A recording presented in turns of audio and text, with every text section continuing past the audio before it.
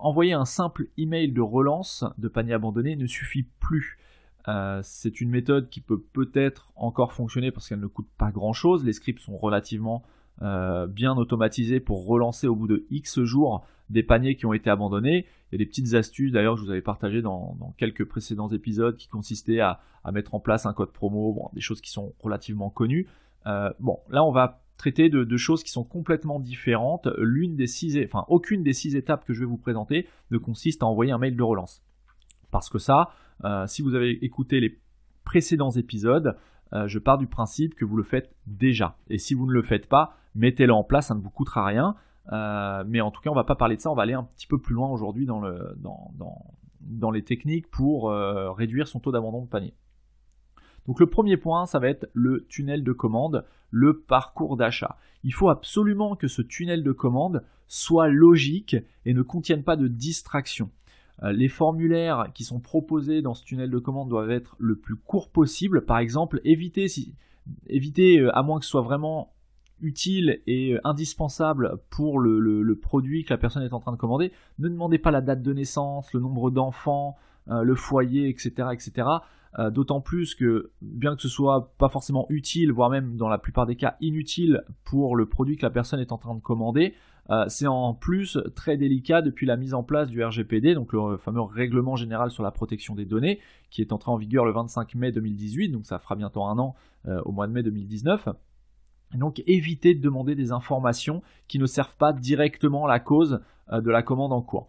Donc ça, réduisez vos formulaires au maximum. Si vous n'avez pas besoin de 2 numéros de téléphone, réduisez le champ mobile et le champ téléphone fixe. Mettez seulement un champ numéro de téléphone. Si même vous n'avez pas besoin de numéro de téléphone, a priori, supprimez ce champ. Enfin voilà, réduisez au maximum le formulaire. Faut que ce soit très très simple. Faut que vous ayez un parcours d'achat le plus simple et le plus court possible.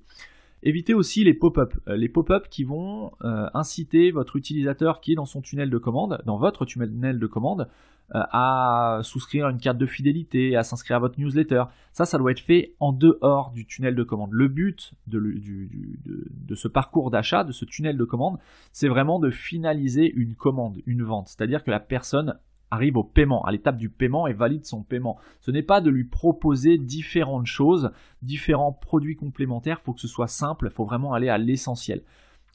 Donc voilà, les formulaires, veillez à ce qu'ils soient le plus dynamiques possible. Je vous donne un exemple, vous remplissez votre tunnel de commande, donc vous n'êtes pas inscrit sur le site, vous saisissez votre nom, votre prénom, votre adresse email, vous renseignez votre adresse de livraison, éventuellement votre adresse de facturation, etc., etc. Une fois que vous cliquez sur envoyer la commande, enfin commander ce produit, vous avez un message d'erreur qui vous indique que certains champs ne sont pas correctement remplis. La personne, il y a de fortes chances qu'elle ne prenne pas le temps de revenir corriger ce qu'elle a mal saisi, mais tout simplement qu'elle abandonne son achat. Et donc là, vous venez de générer un panier abandonné tout simplement parce que l'expérience de votre utilisateur d'un point de vue technique n'est pas du tout optimale. Donc une façon optimale de procéder, ça serait à partir du moment où la personne complète un champ dans le formulaire d'inscription ou de renseignement d'information, instantanément, vous devez avoir un petit message qui vous informe ou qui informe votre utilisateur si la donnée renseignée est correcte ou incorrecte, de manière à ce qu'elle soit corrigée tout de suite et qu'on n'ait pas besoin d'y revenir.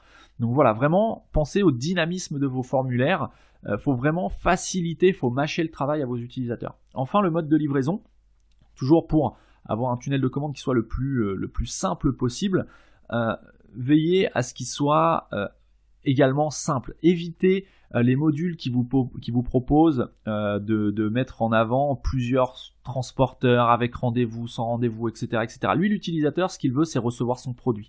Maintenant, la manière dont il va recevoir son produit, en fonction du prix qui sera pratiqué si vous ne faites pas de frais de port gratuits, les trois modes essentiels de livraison, ça va être un mode de livraison rapide, donc à vous de voir par quel prestataire vous choisissez de passer. Après, lui, le client, il n'en a rien à faire de savoir que vous livrez vos colis par Colissimo, ou par DPD, ou par GLS, ou par TNT, ou vous-même. Voilà, on s'en fiche.